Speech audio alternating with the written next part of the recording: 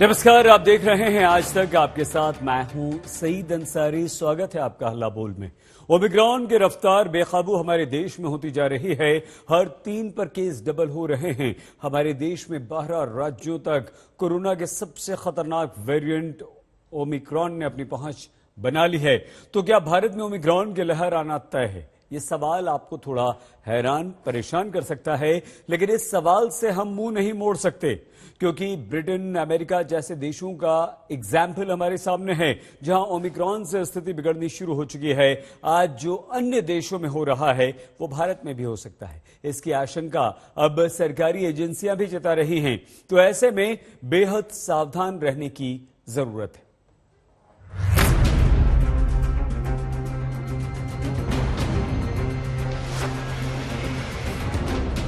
बाजारों में भीड़, मॉल दुकानों में भीड़, चौक चौराहों पर भीड़।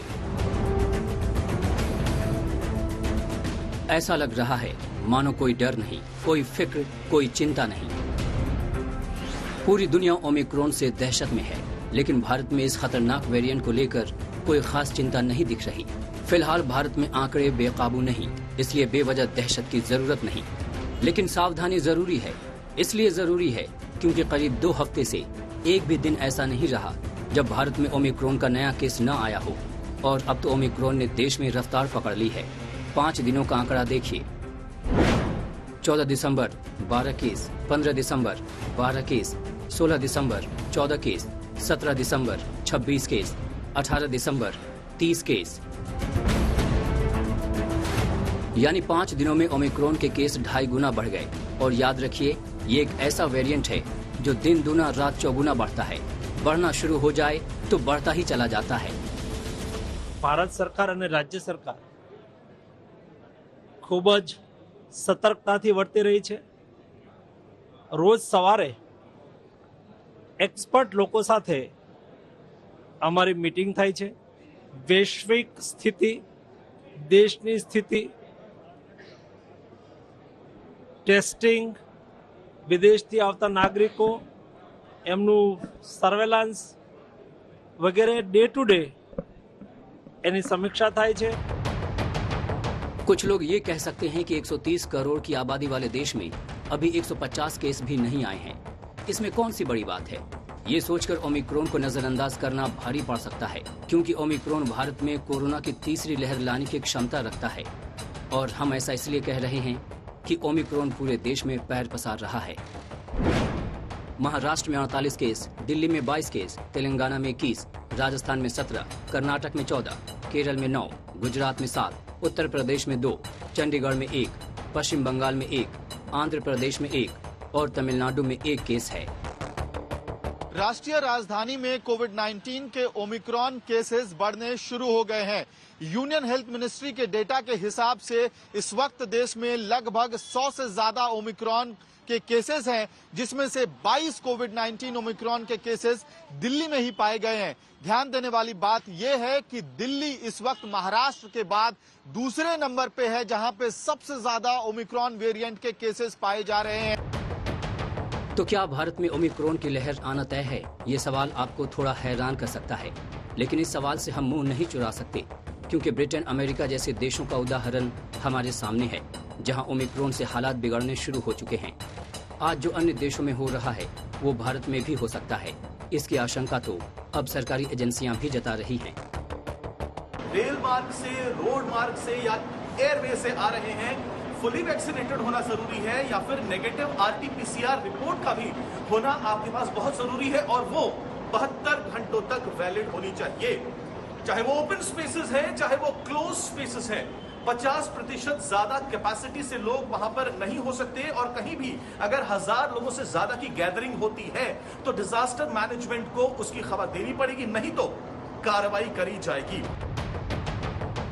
भारत में भी ओमिक्रॉन संक्रमण का वही ट्रेंड देखने को मिल रहा है जो पूरी दुनिया में है।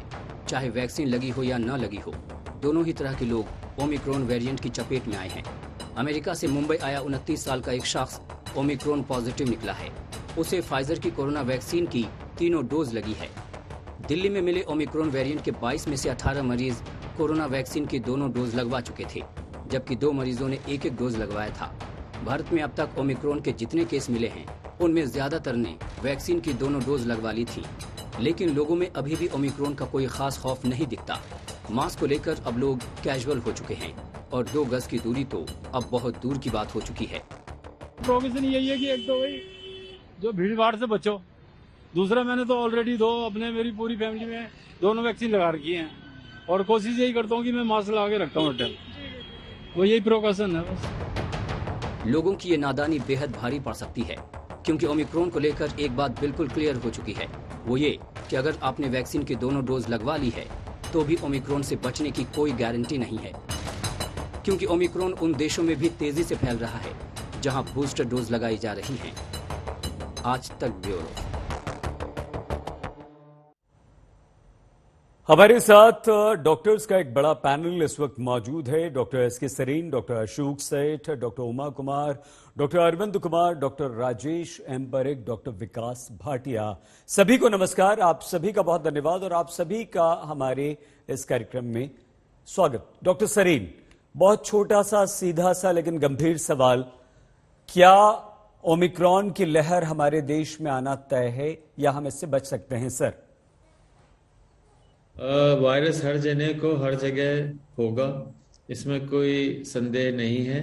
ये वायरस 7 से 10 गुना ज़्यादा रैपिडली मल्टीप्लाई कर रहा है, ट्रांसमिट हो रहा है, और जैसा और कंट्रीज़ में हुआ हो वैसा भारत में होगा, ये लगभग निश्चित है। हाँ, हम लोग उसको मिटिगेट कर सकते हैं, उसको स्लो डाउन कर सकते हैं, डिले कर सकते हैं, पर वायरस इतना ट्रांसमिसेबल है कि ये फैलेगा। और विंटर का वेदर है जी, फेस्टिवल का सीजन है, रैलीज, पॉलिटिक्स और सब मिलाकर के लोग क्राउडेड हो रहे हैं, तो मुझे फियर बहुत है कि इस वायरस के रैपिड स्प्रेड होने का। और दूसरा, चूंकि हमारी पॉपुलेशन काफ़ी सारी डबल वैक्सीनेटेड नहीं है, सिंगल वैक्सीनेटेड है और कई बिल्कुल अनवैक्सीनेटेड हैं, तो उन सब में इसका स्प्रेड होना बहुत लाजमी लगता है। तो मेरे ख्याल से जो आपने पूछा उसका सिंपल जवाब है कि ये वेव आएगी, ऐसा लगता है। जनवरी फरवरी तक we may be swamped with large number of cases. ये डॉक्टर सरीन, बहुत ईमानदारी से आपने ये बात कही और ये बहुत डराने वाली बात भी है। डॉक्टर सेठ सर, हमारे देश में जहां हमें काम करना जरूरी है, हम उतने समृद्ध, बहुत बड़ी आबादी उतनी समृद्ध नहीं है सर। उसे ऑफिस भी जाना है, अपना कारोबार करने के लिए बाहर भी निकलना है, भीड़ भी ज्यादा है, पॉपुलेशन ज्यादा है।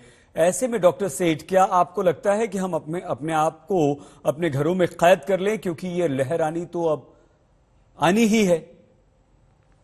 जी हाँ, लहर तो इनएविटेबल है, इसका तो मैं क्लियर जवाब दे सकता हूं।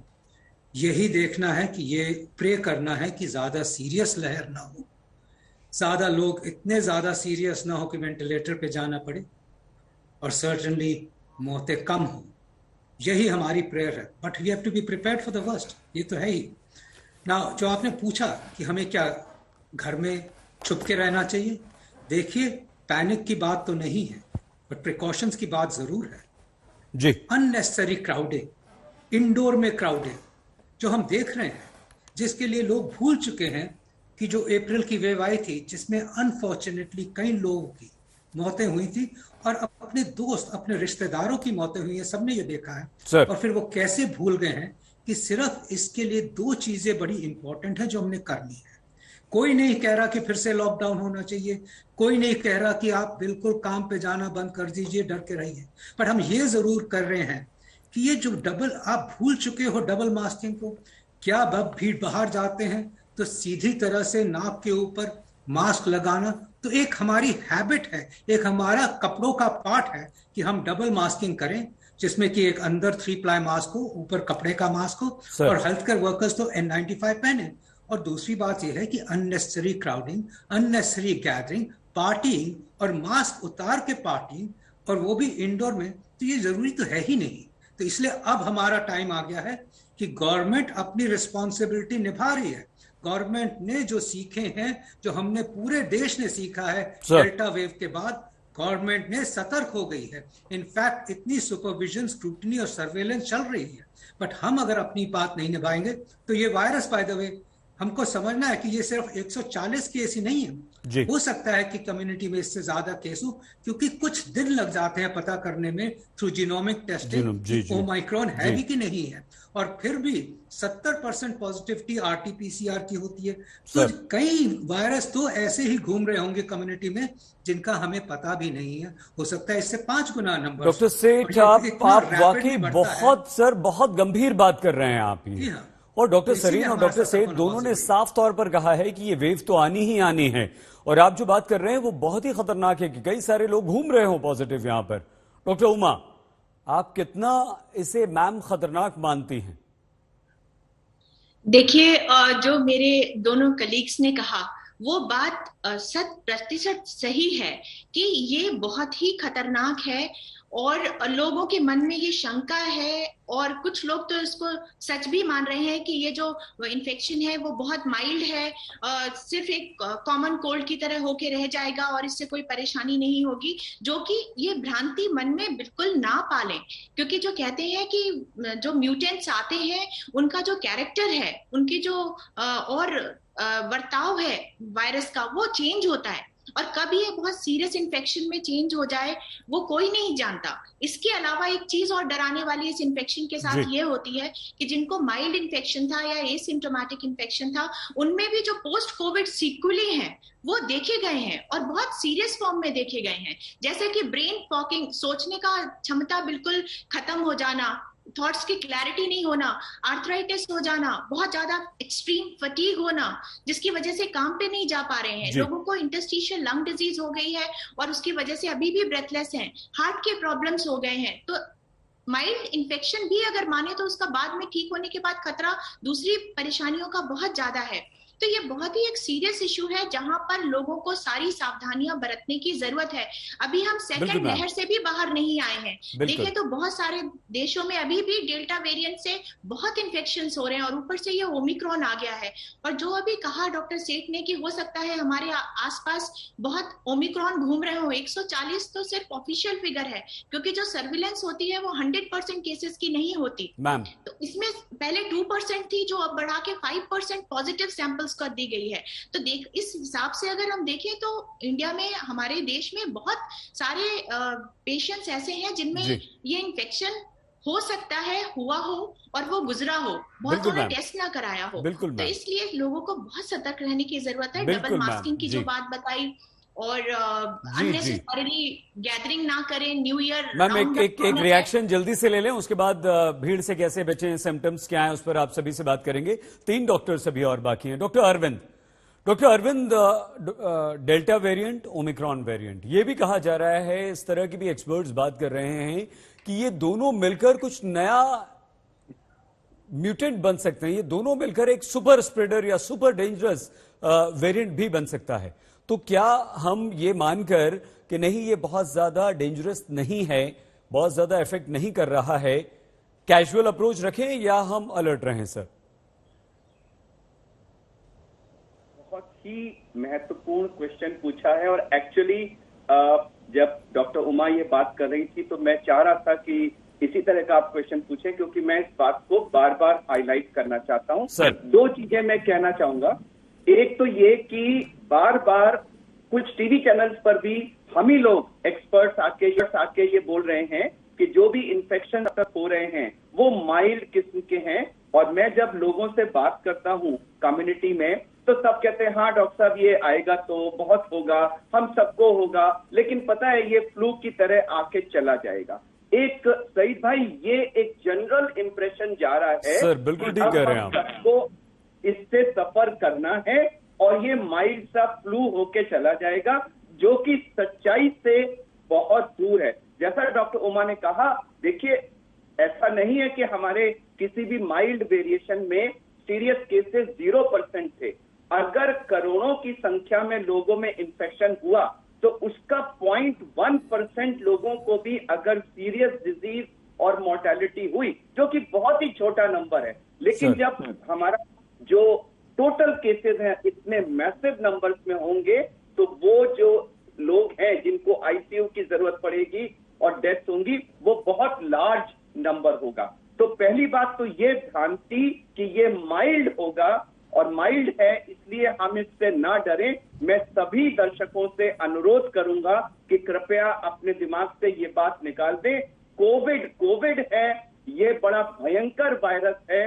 कब ये माइनर सा वेरिएशन फिर से कर लेगा और सीरियस डिजीज कर देगा, हमें नहीं पता। इसलिए हम इसको डेल्टा नहीं, सुपर डेल्टा की सीरियसनेस से डील करें।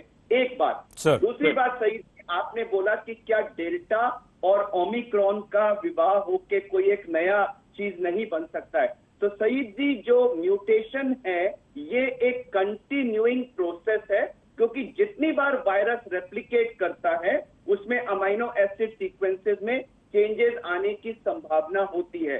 ये हमसे पूछ के नहीं करता, इसको प्रेडिक्ट करने का विश्व में कोई तरीका नहीं है। तो सईद जी, आने वाले समय में ओमिक्रॉन और डेल्टा मिल करके कोई सीरियस रूप ले लेंगे, इसका जवाब किसी साइंटिस्ट के पास नहीं है। केवल एक जवाब हम सबके पास है, जो 100% प्रूफ है कि अगर हम कोविड अप्रोप्रिएट बिहेवियर और दूसरा जो भी हमारी वैक्सीन हैं, उन दो को हम 100% इफेक्टिवनेस के साथ यूज करें, तो ये अभी प्रेजेंट वेरिएंट्स ही नहीं, आने वाले सारे वेरिएंट्स के खिलाफ हमारा सबसे सशक्त हथियार है। ठीक है सर, ठीक है सर। सर, आपने डॉक्टर अरविंद साफ तौर पर कह दिया है कि हमारा अप्रोच जो है बहुत कैजुअल है और इस तरह से हम अपना नुकसान करेंगे। डॉक्टर राजेश बरेक, डॉक्टर साहब, क्या आप भी ये मानते हैं कि अभी ओमिक्रॉन के बारे में बहुत ज्यादा जानकारी डॉक्टर्स के पास, साइंटिस्ट्स के पास, WHO के पास, आप लोगों के पास नहीं है, और अभी इसको आपको जानने समझने में डॉक्टर साहब, डॉक्टर बरीक, वक्त लगेगा और हम इसे हल्के में बिल्कुल ना लें? या आपका ये मानना है कि नहीं, कोई बात नहीं, कोरोना की एक लहर हम, 2 लहर हम झेल चुके हैं, इससे भी निपट लेंगे? देखिए, दूसरी लहर आने के 9 महीने पहले, यानी अगस्त गए साल में, मैंने इंडियन एक्सप्रेस में इंटरव्यू दिया था और मैंने कहा था कि थोड़े दिनों के बाद, थोड़े महीनों के बाद ये दूसरी लहर आने वाली है। जब जनवरी 2020 में हमने पहली किताब जो लिखी थी, उसमें हमने लिखा था 2 साल पहले कि ये 3 लहर आने की पॉसिबिलिटी है। तो ऐसे लग रहा है तीसरी लहर आ रही है, लेकिन देखिए बहुत सारी जानकारी हर रोज आ रही है। कल ही एक बहुत बढ़िया पेपर पब्लिश हुआ जिसमें यूके, जापान, हांगकांग और इंडिया के भी साइंटिस्ट थे, CSIR के साइंटिस्ट ने कोलैबोरेट किया, और ये बहुत इंटरेस्टिंग रिसर्च है। उन्होंने लेबोरेटरी में देखा, उन्होंने क्या देखा कि अगर हम ओमिक्रॉन वायरस लेंगे और उसका एंटीबॉडी के साथ सामना करेंगे, तो जो लोगों ने 2 तरह के एंटीबॉडीज लिए थे, एक mRNA वैक्सीन टाइप और एक एडिनोवायरस वैक्सीन होता है, वो टाइप के एंटीबॉडीज के साथ ये दोनों की तकरार की, और ये पता चला कि ओमिक्रॉन वायरस ये एंटीबॉडीज को चुका के जा सकता है। जो आपने पहले शुरू की बात कि रिसर्च बता रहा है कि लोगों ने 2 वैक्सीन लिया है, शायद 3 वैक्सीन लिया है और उनको बीमारी हो रही है। तो वो एक पहला स्टडी था जो लेबोरेटरी में दिखा रहा है, साफ साफ दिखा रहा है कि ओमिक्रॉन वायरस अपने वैक्सीन इंड्यूस्ड एंटीबॉडीज को डॉज कर सकता है। लेकिन अभी तक वो स्टडी नहीं हुआ है कि जिनको नेचुरल इम्यूनिटी है वैक्सीन के बगैर, उसको डॉज करता है कि नहीं, और शायद पता चलेगा 1 हफ्ते में। और दूसरा उन्होंने क्या किया, हमारे जो लंग के सेल्स है उसको लेके वायरस के साथ मिलाया और उसमें देखा कि वायरस डेल्टा वायरस की तरह हमारे लंग के सेल के अंदर नहीं घुस सकता है, यानी इसलिए हम ये माइल्ड सिम्टम्स देख रहे हैं। ये कल पता चला, लेकिन परसों डायरेक्टर जनरल ऑफ WHO ने अनाउंसमेंट की कि अभी भूल जाओ कि ये माइल्ड वेरिएंट है, ये बात नहीं करनी चाहिए। और फाइनली मैं आपको एक उदाहरण देना चाहता हूं। मेरी एक पेशेंट है, वो मार्च महीने में उनको बहुत ही माइल्ड सिम्टम्स थे डेल्टा वायरस के शायद, और जल्दी रिकवर हो गई, कुछ नहीं हुआ। लेकिन 2 महीने बाद उनकी जो बिहेवियर है वो बिल्कुल अलग हो गई। वो कुछ भी बात करती थी, उनका बिहेवियर ये हो गया, सबके ऊपर शक रखती थी। हमने 1 महीने तक कोशिश की और फिर मैंने उनका पेट स्कैन किया। अभी पेट स्कैन में क्या होता है कि ब्रेन का स्कैन होता है कि ब्रेन कैसे चल रहा है, उसमें कितना ग्लूकोज जा रहा है, और हमने देखा इन शॉर्ट कि ब्रेन में बहुत सारे चेंजेस हो गए थे। और बहुत खतरनाक चेंजेस देखने के बाद हमने एक दूसरी दवाई दी जिससे उनको थोड़ा रिलीफ है, और अभी हम दूसरा स्कैन 3 महीने के बाद करेंगे। लेकिन हमने क्या देखा है कि माइल्ड पेशेंट में भी ब्रेन चेंजेस आ सकते हैं और ब्रेन बिहेवियर चेंज हो सकता है। अभी हम रिपोर्ट कर रहे हैं, शायद ये इंडिया का पहला रिपोर्ट है, बट ऐसे छोटे छोटे रिपोर्ट यूएस से बिल्कुल ठीक है सर। दूसरे देशों सर में हम भी और आया। डिटेल में आपसे बात करेंगे। और बहुत आपने, थैंक यू वेरी मच, अभी तक डॉक्टर सरीन से लेकर डॉक्टर सेठ, डॉक्टर उमा, डॉक्टर अरविंद, आप लोगों ने वाकई ये कहा है कि हमारा अप्रोच जो है बहुत ही कैजुअल है। डॉक्टर विकास, हम आपसे इसी बात को आगे बढ़ाने का निवेदन करते हैं। डॉक्टर विकास भाटिया, क्या अभी हम ये माने कि ये ओमिक्रॉन जो है वो एक अदृश्य वेरिएंट की तरह हमारे सामने है, ये एक ऐसा दुश्मन है जिसके बारे में हमें जानकारी नहीं है कि ये हम पर कैसे अटैक करेगा, और क्या यही कैजुअल अप्रोच जो है डॉक्टर भाटिया हमारी, वो कहीं हमारे लिए डेंजरस ना हो जाए, बेहद खतरनाक ना हो जाए? सर क्या मानते हैं आप? अभी सबकी बात हमने सुनी, हमारे एक्सपर्ट्स की, यही ओपिनियन और यही विचार सबके आ रहे हैं एक्सपर्ट्स के कि हमें इसको हल्के में नहीं लेना है। देखिए, ये अभी कुछ दिन पहले ही साउथ अफ्रीका में शुरू हुआ, 24-25 नवंबर के आसपास, और अब देखिए देखते देखते कितने दिन बीते हैं, अभी 3 सप्ताह भी नहीं हुए मुश्किल से, और पूरे संसार में लगभग कितने कंट्रीज में ये फैल चुका है। अब अभी ये माइल्ड है कि सीवियर होगा, कि कितने हॉस्पिटल में जाएंगे, कितने वेंटिलेटर्स यूज होंगे, इन सब के बारे में हमको अभी कुछ नहीं मालूम लग रहा। हम लोग सोचते हैं कि एयरपोर्ट पे गए हैं हम, कुछ भी नहीं है, मास्क लगाया है, या इधर गए कुछ भी नहीं है, अगले दिन समाचार पत्र में पढ़ते हैं कि इतने लोगों को ओमिक्रॉन पॉजिटिव निकला। ये तो वो लोग हैं जिनका टेस्ट हो गया। इवन यूनाइटेड किंगडम के मिनिस्टर हैं जो, उन्होंने भी कहा कि अगर इतने केसेस वहां पे हैं 70,000, तो शायद 20 गुना उससे ज्यादा को तो वो टेस्ट भी नहीं कर पाए हैं, डिटेक्ट भी नहीं कर पाए हैं, इतनी ज्यादा तेजी से ये फैल रहा है जी। तो इसके लिए हमको तो तैयार रहना ही है। और एक बात तो बिल्कुल निश्चित है कि वैक्सीन है, या हमारे पास जो भी हमारे पास अपने से बचाव के हमारे पास उपाय हैं, ये बात तो निश्चित है कि मास्क में से शायद ये नहीं जा पाएगा। मास्क आज भी हमारे पास अपने आप में एक बहुत बड़ा बचाव का कारण है, हम अपने को बचा सकते हैं सर। तो इसके लिए सारे समाज से, सभी लोगों से यही अनुरोध बार बार कर रहे हैं हम सब लोग कि अपना जो बिहेवियर है उसको बचा के रखें, ठीक रखें, और इतने दिनों से हम सब जानते हैं इस बात को, तो इससे अपना बचाव करके रखें। और ये अदृश्य है बिल्कुल, क्योंकि हम जानते ही नहीं कि किसको क्या हो रहा है, और माइल्ड होने की वजह से ये बात और भी ज्यादा खतरनाक हो जाती है, क्योंकि अभी उनमें शायद सिम्टम ही नहीं आ रहे, और सिम्टम होते हैं तो हम उनको क्वारंटाइन कर देते हैं, आइसोलेट कर देते हैं। आप ठीक कह रहे हैं डॉक्टर भाटिया। हम सिम्टम्स पे बात करेंगे, हम और चीजों पर बात करेंगे। डॉक्टर सरीन, सर कहीं ऐसा तो नहीं है जैसे ब्रिटेन से अभी सिर्फ एक मौत की पुष्टि हुई है, खबर आई है, तो हम या हमारे देश के लोग ये मान रहे हैं कि अभी तो सिर्फ 145 केसेस हैं, इतने बड़े देश, इतनी बड़ी पॉपुलेशन में 145 केस क्या होते हैं, कुछ नहीं होते, अभी तक सिर्फ एक डेथ हुई है, और वो खतरा, वो ऑक्सीजन की कमी नहीं है, वो हॉस्पिटल में एडमिट्स नहीं हो रहे हैं, तो कहीं ये बात तो नहीं है जो हमें डरा नहीं रही है? सर ये विशफुल थिंकिंग है। नंबर ऑफ केसेस अगर ज्यादा है, उसमें से थोड़ा प्रोपोर्शन भी अगर सीरियस होगा, जैसे डॉक्टर सेठ ने कहा, तो वो थोड़ा नंबर भी हम लोगों के लिए बहुत हो सकता है। तो कॉम्प्लिसेंसी की कोई स्पेस, कोई जगह है नहीं हमारे लिए।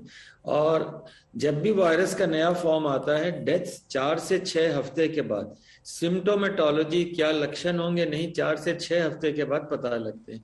कल जो पेपर 2 नेचर में आए हैं, उसमें ये साफ कहा गया है कि इसमें सीवियर डिजीज हो सकती है, और सीवियर डिजीज के लक्षण बिल्कुल डिफरेंट हो सकते हैं कल की पब्लिकेशन में। और 2 और बातें उसमें जो आई हैं, जो कल ही पब्लिश हुई है, कि अगर किसी के पास बूस्टर नहीं लगा है और उसको ओमिक्रॉन हुआ है, तो उसमें इन्फेक्शन का रिस्क 17 गुना ज्यादा है, मतलब 3rd डोज नहीं लगी। उसके अंदर हॉस्पिटलाइजेशन का रिस्क अगर 60 साल से कम है तो 17 गुना, और 60 से ऊपर है तो 21 गुना ज्यादा रिस्क है हॉस्पिटलाइजेशन का। 3rd, mortality booster versus no booster में करीब 14 गुना ज्यादा मोर्टेलिटी हो सकती है। तो clearly first thing is we don't have boosters, we need to have a booster. अगर हमारे पास बूस्टर नहीं है, हमारे पास तो 2 डोज लगे हुए लोग भी पूरे नहीं है, 1 डोज लगे वाले भी पूरे नहीं है, तो हम इतने वल्नरेबल हैं कि हम लोग इस वायरस को परमिट कर देंगे और ज्यादा जल्दी बढ़ने के लिए। तो फर्स्ट एम सारे जने वैक्सीन लगवाएं, डरे नहीं। बिल्कुल बल्कि कभी आप व्हाट्सएप में किसी ने देखा है कि कोई व्हाट्सएप करे कि भाई आप 10 जनों को और वैक्सीन लगाओ? मैं चाहूंगा कि through you this WhatsApp message should go all across India. हर जना दूसरे को कहे कि साथ 10 और लोगों को वैक्सीन बहुत ही लगवाइए। अच्छा डॉक्टर सरीन आपका ये सजेशन है। एक प्रश्न आपके हमारे सबके मन में है कि क्या कोरोना और उसके नए वेरिएंट ओमिक्रॉन की तीसरी लहर हमारे देश में आने वाली है? डॉक्टर्स के एक बड़े पैनल से इस समय हम बात कर रहे हैं और सभी का ये मानना है कि हाँ, ये लहर आने वाली है। और अभी तक की चर्चा में जो बातें निकलकर सामने आई वो ये कि इस बात को अपने दिमाग से निकाल दीजिए कि ये बहुत माइल्ड होगा। इस बात को अपने दिमाग से बिल्कुल निकाल दीजिए कि ओमिक्रॉन का खतरा बहुत कम है, ये कॉमन कोल्ड एंड फ्लू की तरह होगा। इस बात को अपने दिमाग से निकाल दीजिए कि आपने वैक्सीन की दोनों डोज ले ली है तो आप पर यह असर नहीं करेगा। डॉक्टर सेठ सर, आगे बढ़ें। अब एक बात तो आपने बहुत क्लियर कर दी और आपको धन्यवाद कि आप ही ने ये कहा था कि हाँ लहर आएगी और डरने वाली बात। सर बचें कैसे? क्योंकि इलेक्शन भी है, क्रिसमस भी है, न्यू ईयर भी है, ईयर एंड भी है, खूब लोग बाहर निकल रहे हैं, शादी ब्याह बर्थडे पार्टी सब कर रहे हैं। सर बचें कैसे? इनसे ओमाइक्रॉन से बचना तो हमारे हाथों में है। क्लियरली किसी भी कोविड से बचना हमारे हाथों में है, क्योंकि अगर हम वैक्सीन हेजिटेंसी हटाएं और अपनी 2 डोजेस ले लें, और मैं आपको अभी भी कहता हूं कि मेरे पास heart patients, educated heart patients अभी भी आते हैं और बैठ के पूछते हैं डॉक्टर साहब क्या हमें वैक्सीन ले लेनी चाहिए? और मैं सरप्राइज से देखता हूं कि अब दिसंबर हो गया है, जबकि हम कोशिश कर रहे हैं कि किसी तरह सबको, एडल्ट्स को 2 वैक्सीन लग जाए, और अभी भी इंटेलिजेंट लोग, एजुकेटेड लोग ये बात पूछ रहे हैं, तो हम कहां से इस कंट्री की हेजिटेंसी हटा सकेंगे?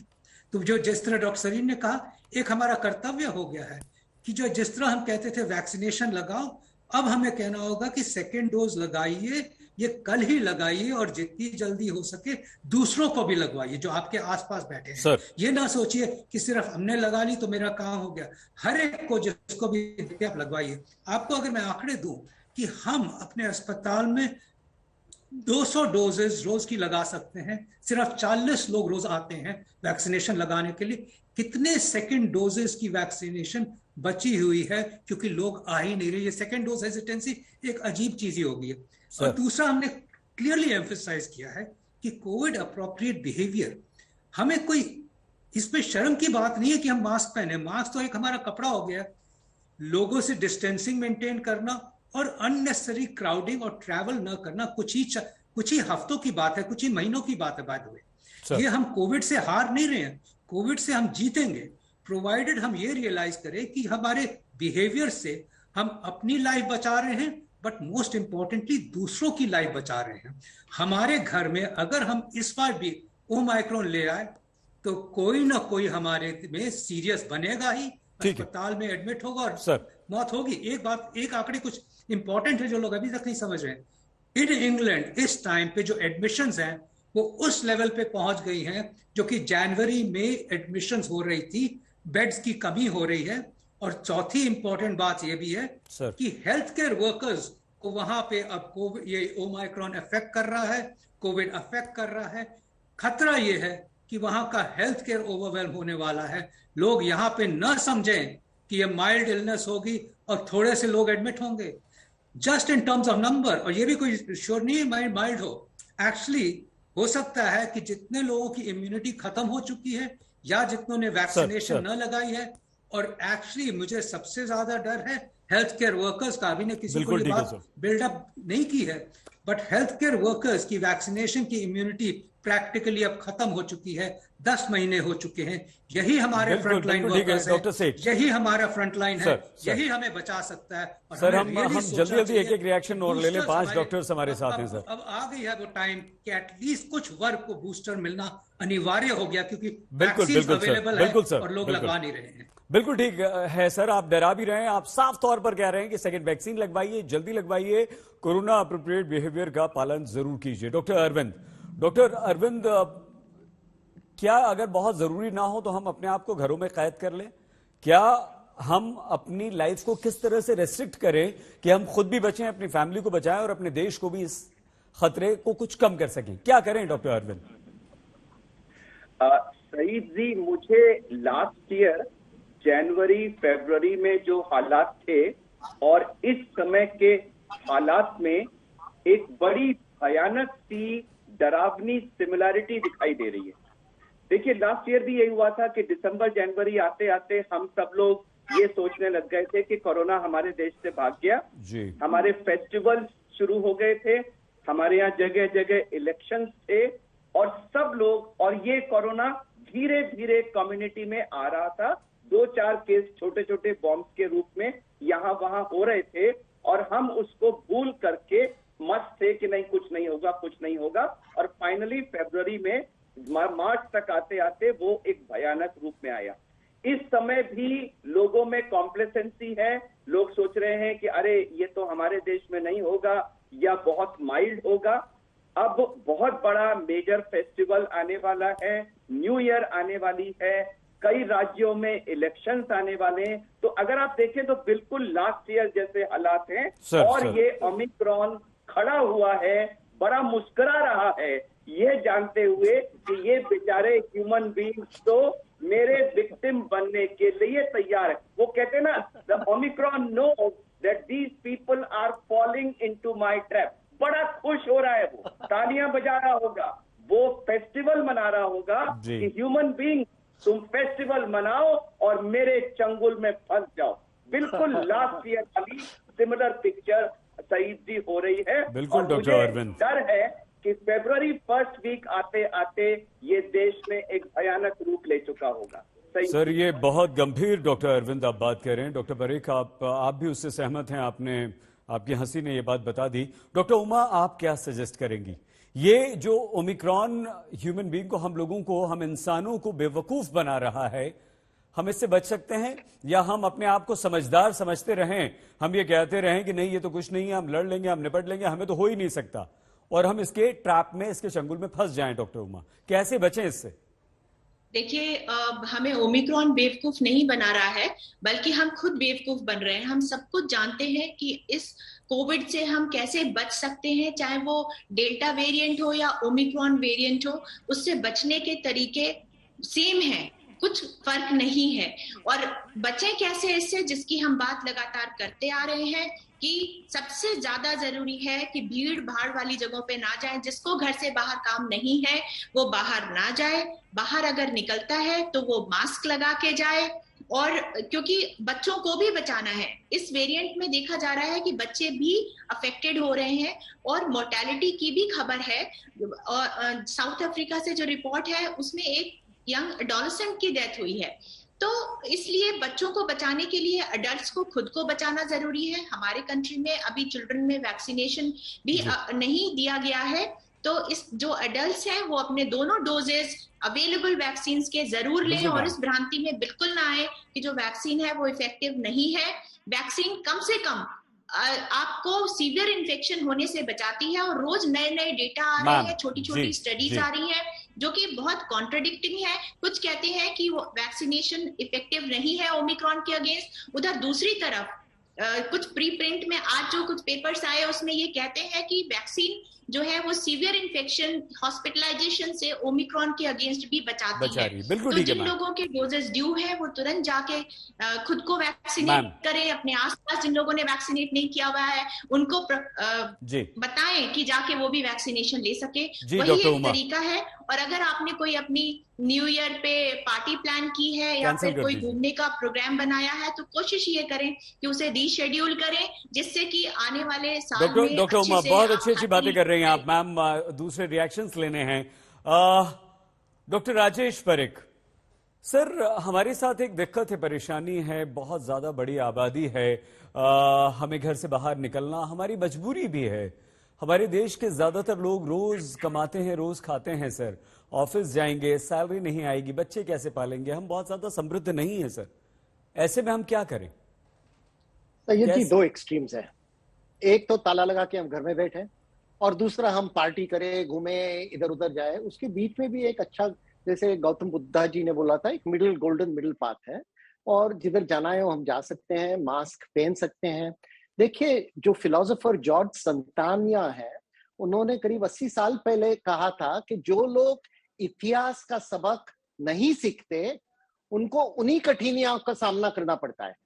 अभी मार्च 2020 में 8 मार्च में आपको तारीख दे सकता हूं, आपके सिस्टर चैनल इंडिया टुडे पे मैं प्राइम टाइम में राजदीप सरदेसाई जी से बात कर रहा था और तभी इंडिया में ऐसी हालत थी, 80 केस थे और मेरे साथ कुछ हॉस्पिटल के ओनर्स थे। वो बोले कि कुछ डरने की बात नहीं है, हमारे पास बहुत हॉस्पिटल्स है, बहुत बेड्स है। और मैंने कुछ चार्ट्स निकाल के दिखाए और राजदीप जी बोले आप उनको डरा रहे हैं। तो मैं बोला देखो बहुत बड़ी मुसीबत आने वाली है और वो आ चुकी है। और लास्ट में मैं ये कहना चाहता हूं कि कुछ समय पहले इकोनॉमिस्ट ने 2 महीने पहले 10 एपिडेमियोलॉजिस्ट से की राय ली और वो लोग ने अच्छा मॉडल किया जिसमें 100 वेरिएबल आ रहे थे और उन्होंने दिखाया कि एक्चुअली 50 लाख लोगों की मौत ऑफिशियली हो गई है ये बीमारी से। लेकिन जब हम कंप्यूट करेंगे कि जो नॉर्मल मौत होने वाली थी उससे ज्यादा कितनी हुई है, तो 3 गुना है, यानी 1.5 करोड़ मौत हुई है। और वो कोविड से ही नहीं, लेकिन जो लोग कोविड के वजह दूसरी बीमारियों का चपेट में नहीं ले पाए उसमें हुई है। तो उसकी भी हमको फिक्र रखनी चाहिए कि माइल्ड भी हो, लोग हॉस्पिटल में जाएंगे तो जिनको कैंसर है, हार्ट डिजीज है, डिप्रेशन है, डायरिया है, उनका क्या होगा, उनकी मौत हो सकती है। तो वो हमको नहीं भूलना चाहिए। डॉक्टर पारिक, वाकई आपकी जो बातें हैं वो डराती हैं लेकिन साथ ही साथ हमें अलर्ट भी करती हैं। डॉक्टर भाटिया क्या आप सलाह देंगे, क्योंकि हम प्रोग्राम एंड करने की तरफ बढ़ रहे हैं, ताकि हम अपने आप को बचा सकें? ये सारी चर्चा के बाद एक बात मैं कहना चाहूंगा कि हमारे पास काफी कुछ सीख लिया हमने और दूसरी वेव के बाद हमने अपनी तरफ से बहुत तैयारी भी कर ली है। अभी हम लोग पहले से कहीं ज्यादा तैयार हैं। अस्पताल हैं, ऑक्सीजन प्लांट्स लग गए हैं और आईसीयूज और बेड्स हॉस्पिटल भी प्रिपेयर्ड है, डॉक्टर्स और नर्सेस भी प्रिपेयर्ड हैं।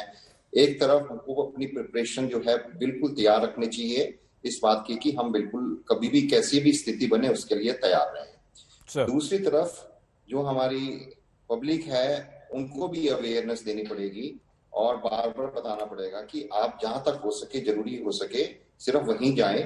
अब देखिए अभी यूनाइटेड किंगडम, नीदरलैंड्स, ऑस्ट्रेलिया ये सब डिस्कस कर रहे हैं कि हम नए साल की पार्टी और क्रिसमस पे रिस्ट्रिक्शंस लगाएं। डॉक्टर भाटिया, हम तो इसी प्रकार से हमें सोचना पड़ेगा। देश के 6 बड़े डॉक्टर्स आज तक पर थे और सब ने ये कहा है कि बहुत ज्यादा खतरनाक ओमिक्रॉन हो सकता है, हम इसे बहुत हल्के में ले रहे हैं। हम कैसे कह सकते हैं कि ये सीवियर नहीं होगा? हम कैसे कह सकते हैं कि इसका बहुत ज्यादा असर नहीं होगा? हम कैसे कह सकते हैं कि हम हॉस्पिटलाइज नहीं होंगे? हम कैसे कह सकते हैं कि दोनों वैक्सीन लेने के बाद भी इसका असर हम पर नहीं होगा? सब ये कह रहे हैं कि नहीं प्लीज, यह दृश्य है, ये डेल्टा से ज्यादा खतरनाक है, प्लीज अपना ख्याल रखिए, इससे डरिए। देखते रहिए आज तक।